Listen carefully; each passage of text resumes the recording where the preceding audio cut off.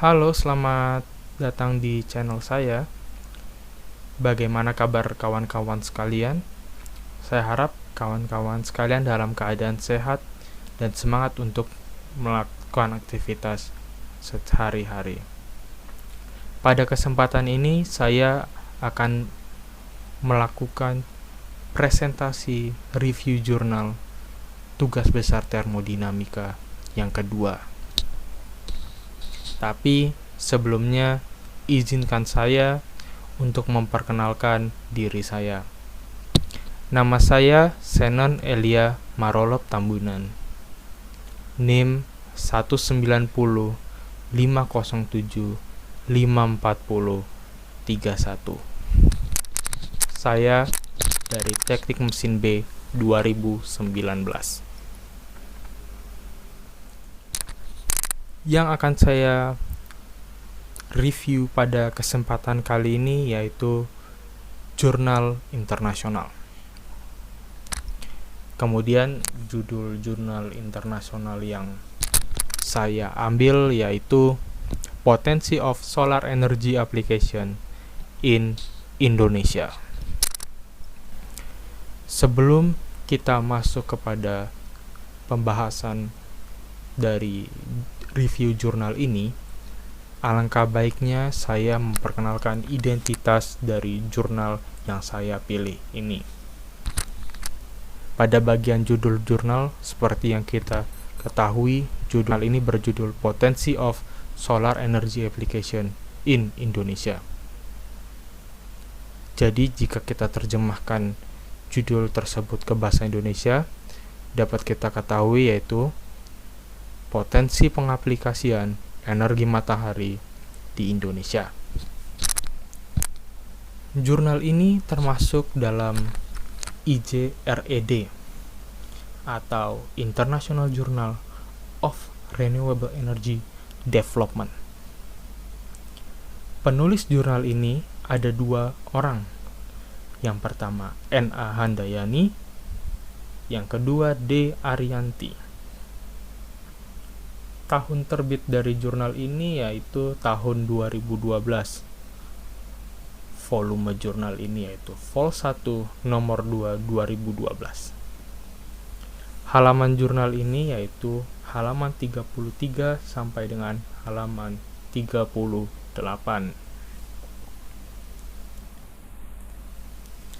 Nah, pada bab review jurnal ini saya membaginya menjadi 4 bagian atau 4 bab. Bab pertama yaitu pendahuluan, bab kedua yaitu metode penelitian, bab ketiga yaitu hasil dan pembahasan, dan bab 4 yang terakhir yaitu penutup. Nah, kita masuk ke bab 1 yang berisi pendahuluan. A. Latar belakang. Beberapa dekade terakhir, energi menjadi perhatian penting di semua negara. Gaya hidup manusia zaman sekarang atau zaman modern sangat erat kaitannya dengan kuantitas serta kualitas energi. Saat ini 80% energi konvensional digunakan untuk memenuhi kebutuhan industri masyarakat umum. Tentunya konsumsi energi global akan meningkat sebesar 1,5% per tahun hingga tahun 2030. Indonesia merupakan negara kepulauan yang terdiri atas 17.000 pulau, mencakup wilayah sekitar 9.822.570 km persegi yang membentang di sepanjang garis khatulistiwa dan 3 juta km persegi dari wilayah laut. Pasca tahun 1998, saat itu ketika resesi ekonomi terjadi, konsumsi energi Indonesia meningkat dengan laju pertumbuhan sebesar 7% per tahun dan tidak diimbangi dengan cadangan bahan bakar fosil yang memadai. Menipisnya cadangan migas dan juga pertumbuhan pesat konsumsi energi konvensional akhirnya memaksa kami dan peneliti untuk menemukan sumber energi terbarukan seperti matahari, angin, biomasa, dan tenaga air untuk mendukung pembangunan ekonomi di masa depan.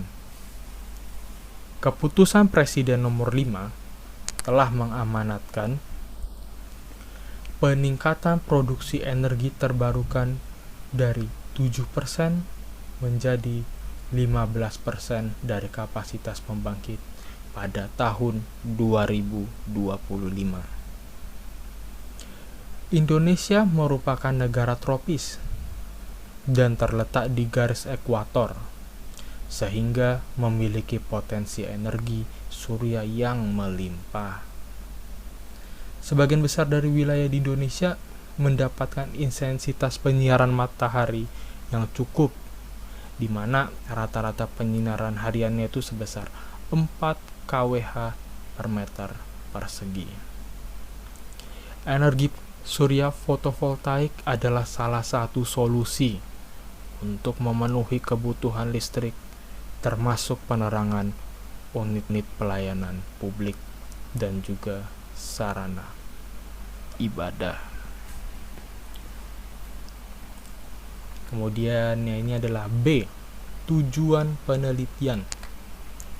Penelitian ini bertujuan untuk mengetahui bagaimana potensi dari pemanfaatan energi surya di negara kita Indonesia di masa depan sebagai salah satu sumber daya energi yang terbarukan dan penting bagi kita rakyat Indonesia.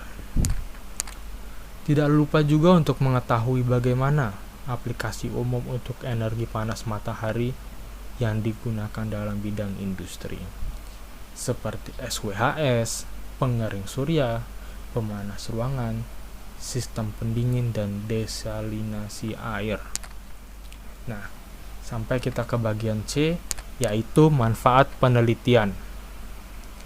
Manfaat yang bisa kita dapat dari jurnal ini, yaitu kita bisa mengetahui dan juga memahami bahwa dari setiap energi alternatif, yaitu berupa panas matahari, memiliki potensi untuk dapat dikembangkan menjadi beberapa hal yang tentunya untuk memenuhi kebutuhan energi penduduk di Indonesia, dan juga serta mengetahui bahwa energi matahari dapat mengurangi ketergantungan penduduk Indonesia terhadap sumber daya alam yang tidak dapat diperbaharui.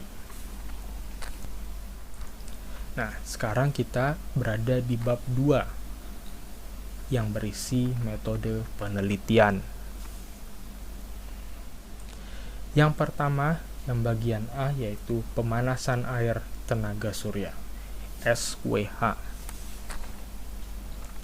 SWH biasanya terdiri dari kolektor surya dan ruang penyimpanan. Alat ini bekerja atas dasar ketidaksetaraan kerapatan air panas dan dingin atau termosifon. Dikarenakan strukturnya yang sederhana dan kompak, SWH kolektor atau penyimpanan terintegrasi lebih umum di negara-negara yang memiliki suhu dingin. Kolektor surya batch lebih cocok digunakan pada sore dan juga pada malam hari. Nah, seperti yang bisa kita lihat di bagian kanan ini merupakan gambar dari pemanasan air tenaga surya, yaitu SWH. Bisa kita lihat di sini ya.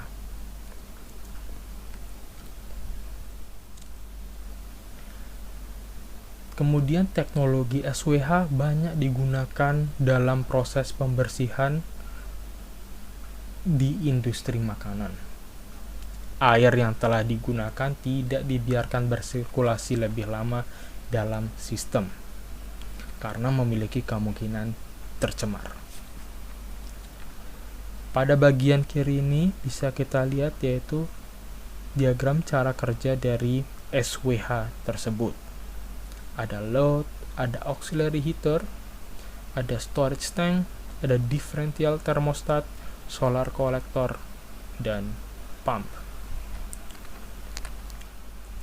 Nah, ini adalah B, pengeringan matahari dan sistem dehidrasi. Sistem pengeringan konvensional menggunakan bahan bakar fosil sebagai sumber pembakaran. Sedangkan pada solar dryer menggunakan penyinaran matahari untuk pengeringan di dunia industri seperti batu bara, tanaman, buah-buahan, kopi, kayu, tekstil, kulit, green mold, dan lumpur limbah. Ada dua kelompok utama untuk pengering. Yang pertama pengering suhu tinggi dan pengering pada suhu rendah. Hampir semua pengering suhu tinggi menggunakan bahan bakar fosil atau listrik untuk proses pemanasannya. Sedangkan pengering suhu rendah dapat menggunakan bahan bakar fosil atau energi matahari. Temperatur rendah yang dihasilkan oleh energi matahari itu sangat ideal untuk digunakan dalam proses pemanasan awal. Berdasarkan perbedaan metode aliran udara, pengering surya dibagi menjadi dua kelompok utama. Yang pertama, pengering sirkulasi alami atau pasif, dan yang kedua, pengering aliran konveksi, yaitu aktif. Umumnya, pengering surya pasif dengan energi matahari banyak tersedia di lingkungan. Sedangkan sistem pengering surya aktif menggunakan energi matahari yang dikombinasikan dengan listrik atau bahan bakar fosil untuk menghasilkan listrik untuk memberikan sirkulasi udara. C. Prinsipal energi matahari. Pada dasarnya, tata surya menggunakan pengumpul dan konsentrator surya untuk dapat atau bisa mengumpulkan, menyimpan, dan menggunakan radiasi matahari yang akan diterapkan dalam kepentingan rumah tangga, komersial, dan industri. Gambar menunjukkan diagram blok dari sistem energi industri yang khas, dan gambar juga menyajikan diagram skema konvensi radiasi matahari menjadi energi mekanik. Nah, seperti yang bisa kita lihat di bagian kanan ini, pada bagian pertama yaitu gambar diagram blok sistem energi industri, dan yang ini adalah diagram skema konversi radiasi matahari. Nah, kita sudah sampai di bab 3 atau bab hasil dan pembahasan. Pada bagian pertama atau bagian A yaitu panas matahari dalam industri makanan. Industri makanan memiliki kondisi yang menguntungkan karena penggunaan panas matahari dari pengolahan dan penyimpanan produk makanan yang sangat tahan lama. Kemudian industri pengawetan makanan juga menggunakan panas matahari dalam mendidih, sterilisasi, sayuran daging ikan, pembersihan, pramemasak, penyegelan kaleng, dan juga pendinginan. Yang kedua, industri susu juga dapat sepenuhnya menggunakan energi matahari untuk berbagai operasi proses mereka. Mereka biasanya beroperasi sepanjang minggu tanpa adanya hari libur. Jadi, tata surya dapat dianggap sangat hemat biaya dalam jenis industri ini. Industri susu terutama menggunakan energi panas untuk proses pasteurisasi, mana mereka membutuhkan suhu 60 derajat sampai 85 derajat Celcius. Kemudian, panas matahari juga digunakan dalam proses sterilisasi dengan suhu berkisar antara 130 derajat Celcius sampai 150 derajat Celcius. Dan juga proses ini digunakan untuk pengeringan susu untuk menghasilkan bubuk. Nah, kemudian ini adalah bagian B, penerapan energi matahari. Aplikasi yang paling umum untuk energi panas matahari yang digunakan dalam industri adalah SWHS, pengering surya, pemanas ruangan, sistem pendingin dan desalinasi air. Pada tabel telah menunjukkan aplikasi dan teknologi energi surya. Tata surya banyak digunakan untuk mesin panas dalam banyak aplikasi industri. Menggunakan energi matahari untuk menghasilkan energi panas untuk proses industri tidak hanya mengurangi ketergantungan pada sumber bahan bakar fosil, akan tetapi juga meminimalkan emisi rumah kaca atau gas rumah kaca seperti CO2, SO2, dan NOx. Nah, di bagian kanan ini merupakan tabel dari penerapan energi matahari. Bisa kita lihat Solar Energy Application SWH, sistem teknologinya yaitu Integrated Collector Storage Air System, dan tipenya pasif. Dan ini adalah beberapa jenis-jenisnya. C. Jenis kolektor surya. Setiap kolektor didedikasikan untuk aplikasi tertentu. Dari tabel kita dapat melihat bahwa pengumpul plat datar FPC dirancang dengan baik untuk digunakan dalam aplikasi suhu rendah. Pengumpul palung bola PTC, pemusat dan pelacakan matahari cocok untuk aplikasi suhu tinggi, di mana sistem dapat memperoleh suhu lebih dari 250 derajat Celcius dengan efisiensi tinggi. Kolektor pelacakan dua sumbu diterapkan dalam pembangkit listrik, stasioner non-pelacakan, dan PTC satu sumbu terutama digunakan dalam proses panas industri. Nah, ini adalah tabel-tabel yang bisa kita lihat. Ada stationary, single axis tracking, two axis tracking. Nah, kita sudah sampai ke bab akhir, yaitu bab 4, bagian penutup.